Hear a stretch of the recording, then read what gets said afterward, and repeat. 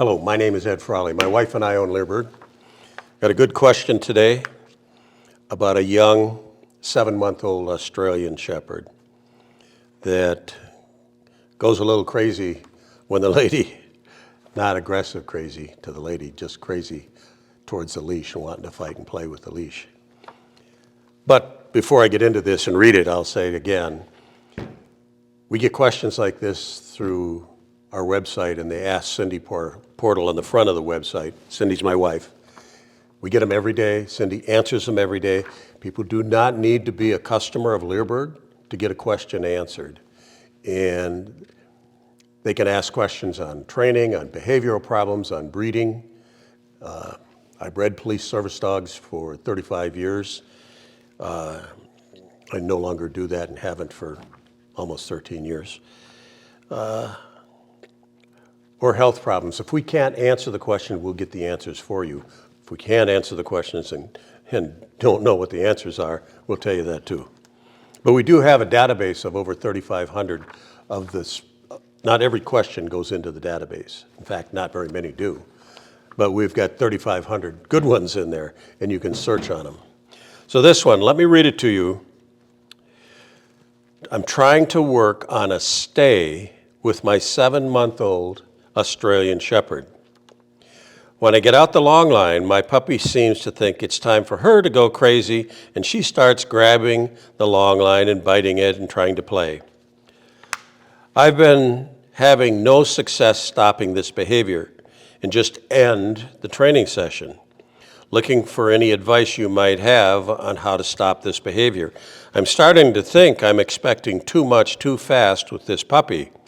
I've owned golden retrievers in the past, and that breed definitely has been a challenge too.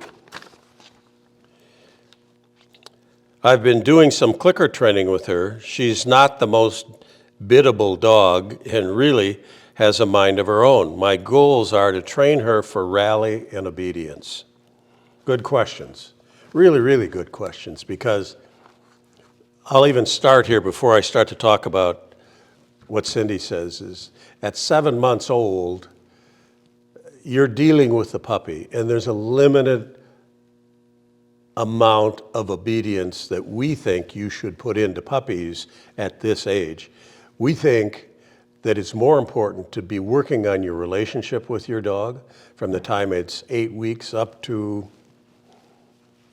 9 months, 10 months, 11 months old. Work on relationship issues with the dog. If you can work on your communication skills with the dog, in other words, marker training, if you can work on building your relationship, when the dog is old enough after this, and I'm saying at 9, 10, 11, 12 months, training behaviors is so easy. If you have a good relationship and a good communication program with your dog, it's going to be easy to teach them the behaviors you want them to learn. Doesn't matter really what it is. So Cindy said, does your puppy like toys? If so, I would teach her to redirect her energy into a toy that she likes. I would also not be working a lot of stay at this age, especially when you know that there's going to be a trigger for her having the wild behavior that she has. Absolutely the truth. I play with her in a structured environment and give her acceptable outlets for her energy and desire to use her mouth. In other words,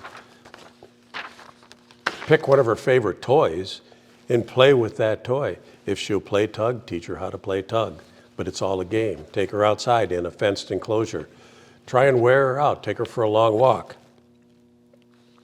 Then I would work, Cindy goes on, then I would work short stays after she's been exercised and trained and her energy level is lower. Then do short stays and mark them quickly. You can use the old successive approximation concept with a young dog that's like this. If it's been exercised, if it's calm, and you ask it for a stay, hey, be happy with it staying for a second. Mark it and reward it. Be happy with it staying for 2 seconds. Mark it and reward it. Be happy with 3 seconds. Mark it and reward it. Put it away for the day. Do that during the middle of all your play exercises. Successive approximation means you work up to the behavior that you're looking for, and you will mark the progression of behaviors to get you to that final behavior. Cindy goes on to say that we have a couple of videos that would really help you on this. The power of training dogs with food, the power of playing tug with your dog, and she would recommend that. But she said at 7 months old, I'd be using a regular leash for stays, not a long line. That woman's gone way, way, way too far down the behavior road. She should work into it. Start with a 6-foot line. And then, then when you get a long stay, then you can start adding length to that line, buying new long lines from Leerburg. Lady came back and said, thank you so much for your thoughts on this issue. I really appreciate your opinion. She said, I actually went back to my DVD collection, my Leerburg DVD collection, and I actually have both of those products. So it's time for me to rewatch it, which is a great, great thing that I've been saying for 30 years, is that we put as much information as we can get into our DVDs or into our online courses, into our streaming courses. We don't produce DVDs anymore. It's all online courses. But the point is, and I've always said, the material we put out for training is not designed to be looked at one time. You can't do it. You can't remember everything that's in it. It's to be looked at 10 times, 15 times, 20 times. And every time you look at it, have a notebook with you and write down the good idea. Because that's how we put these courses together. We try and build an outline, and we work on that outline sometimes for months or years before we put it into a course. And it all started back when I first went to my first seminar on Schutzen, it's now IGP, back in 1973. And it was a 2-day seminar, Saturday and Sunday, and on Monday I couldn't remember hardly anything that was there other than how cool it all was. So then I decided, okay, I'm gonna get a videotape so I can videotape these seminars and for myself. And then I'd have them, and I'd sit down and I'd watch them again and again and again and again. And then I put that concept into the training. So that's what you have to do. Number one, this lady has to break it all down, bring it right back to the beginning, and then take the videos she already has and watch what we say in it again and again and again. And she'll end up being a much better dog trainer.